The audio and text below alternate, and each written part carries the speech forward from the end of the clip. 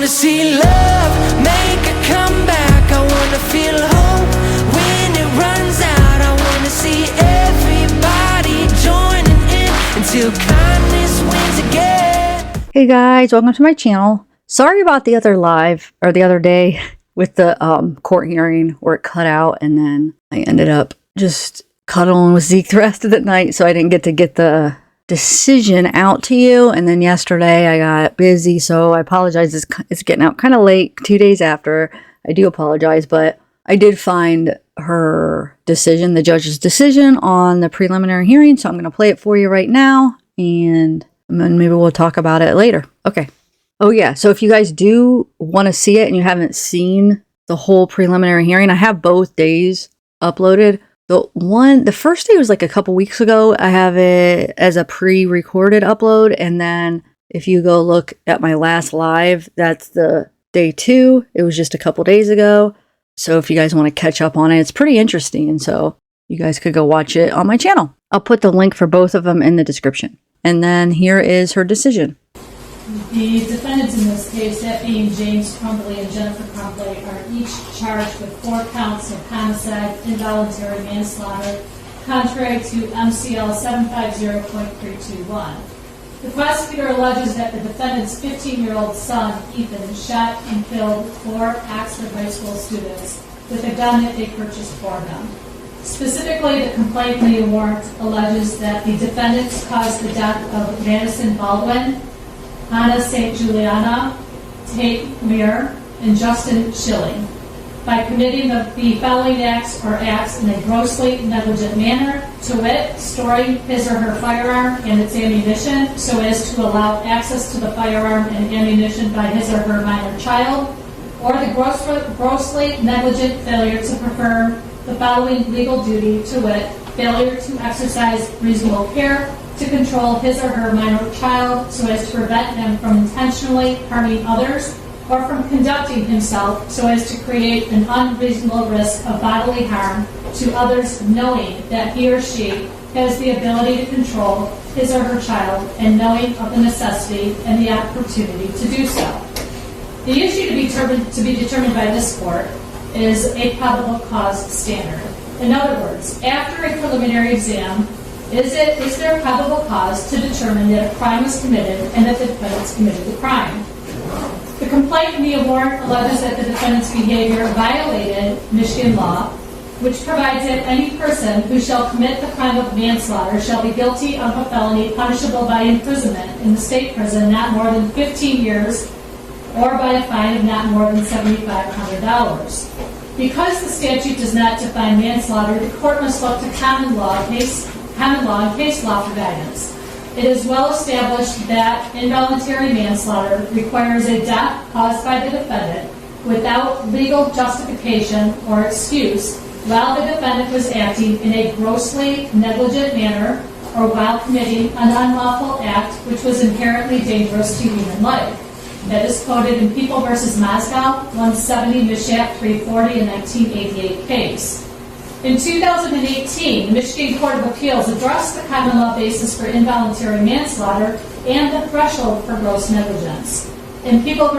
Head, 323 Mishap 526, a father was convicted of involuntary manslaughter after his 10-year-old daughter accidentally shot and killed his 9-year-old son with a gun that the defendant stored loaded in an unlocked closet. Apparently at the time, the 10-year-old was attempting to reenact a scene from a violent video game they were allowed to play unsupervised in that same room. The court held that allowing children to play unsupervised in a bedroom in which a loaded gun was stored amounted to gross negligence on the part of the father. The Court of Appeals went on to hold that involuntary manslaughter is a catch-all crime for any homicides that do not constitute murder, voluntary manslaughter, or an otherwise justified, excusable homicide.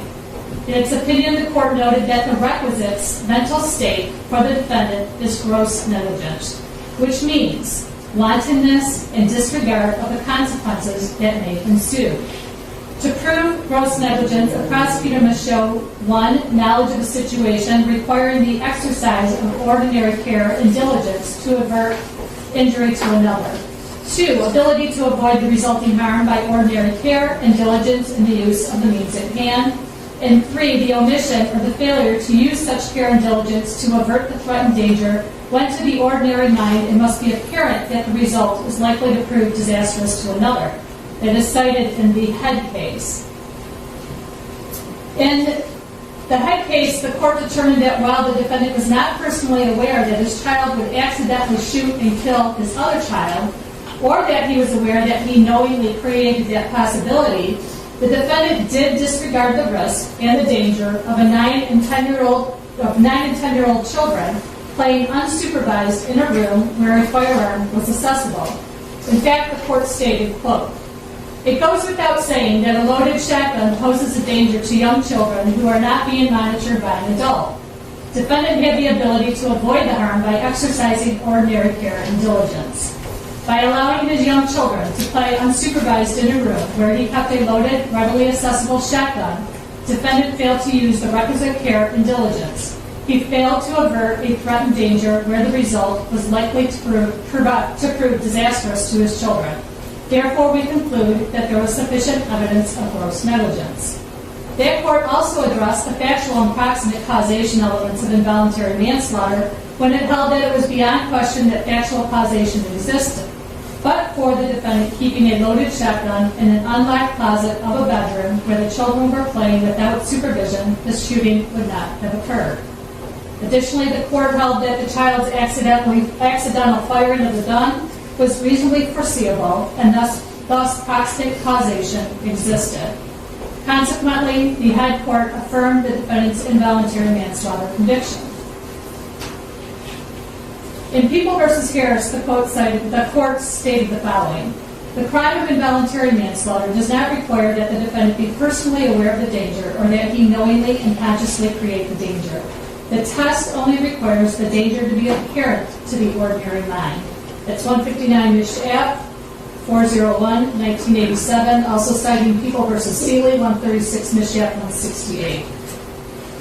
In Harris, the defendant was charged with murder after he confronted his daughter's ex-boyfriend with a gun, and upon racking the gun, a shot discharged, and the defendant immediately stated that he did not mean to shoot the victim.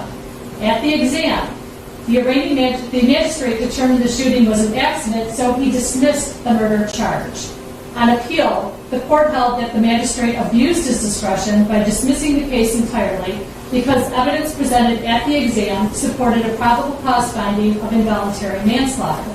The court relied on the OR factors, which this court previously cited, and further held that the test for involuntary manslaughter under a gross negligence theory only requires the danger to be apparent to the ordinary mind, and the killing certainly could have been avoided by exercise of ordinary care and diligence by the defendant in the use of a firearm. Therefore, in this case, after hearing extensive testimony, as well as evidence and reviewing and viewing extensive exhibits, the court finds that the deaths of the 4 victims could have been avoided if James and Jennifer Crumbly exercised ordinary care and diligence in the care of their son. Specifically, the court finds that the prosecutor has shown by a probable cause standard that 1, the defendant's son, Ethan Crumbly, presented a danger to the community. Number 2, that danger was apparent to an ordinary mind. Number 3, that the defendants James and Jennifer Crumbly neglected to diligently address and or divert that danger. And number 4, that the danger resulted in the 4 deaths of the young children at Oxford High School. There was extensive testimony that Ethan Crumbly was certainly a troubled young man, and that the defendants had knowledge of that situation. But they purchased a gun, which he believed was his, and that he was free to use. Therefore, the court is finding the defendants over as charged. Any argument on gun? No, Your Honor. Thank you. Yes, Your Honor. Your Honor, you've heard extensive testimony, you've seen exhibits. And although the court is finding James and Jennifer over, we are asking that the court reconsider the bond. Your Honor, Ethan Crumbly is incarcerated. James and Jennifer have given this court, they have a minimal criminal history, as we've gone over previously. We've gone through the factors with the court before. There's no substance abuse issue. There's no failure to appear issues. Judge, we're asking that you reduce the bond, allow them to be released. As the court is aware, we've had numerous issues with meeting with our clients while they're incarcerated due to COVID restrictions at the jail. It obviously impedes on their ability to meet with us, to develop their defense, Judge. So I'm asking the court to reduce their bond to $100,000, 10%. Response? Thank you for the meeting, Judge. I'm sorry, are you giving the same motion as it relates to Jennifer Crumbly? Yes, Your Honor, I'll just steal what Marielle says. We'll just go with that. Thank you, Judge. From the people, there's been no changes in their status. There's no reason to amend bond. We addressed bond on January the 7th of this year. 6.106 discusses bond and conditions. This court set the bond initially upon arraignment. This court considered a number of factors, including the information contained in the swear-to, as well as their alleged flight at the time the warrant was issued. On the bond hearing, the prosecuting attorney and myself addressed the likelihood of conviction as well as other factors. The last two hearings we've had in this case have only added to that, Judge. We have provided this court with a snapshot of what the evidence will be at trial. This court has already determined that probable cause does exist as to both defendants on both theories of involuntary manslaughter. As I stated on January the 7th, these defendants will be convicted. They will go to prison. Their guidelines start at prison. We will be asking for a prison sentence, Judge. There's no reason to amend bond.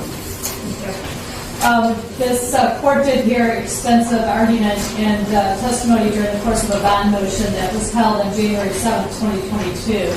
After hearing the testimony and also viewing the exhibits in this case, the court finds that there is absolutely no reason for the court to change its position as it relates to bond. The court finds that in accordance with the factors set forth in MCR 6.106, that the defendants in this case are facing very serious charges, that there is a flight risk given their prior behavior, therefore the court is not going to amend the bond. It's denied that motion. Thank you. Thank you.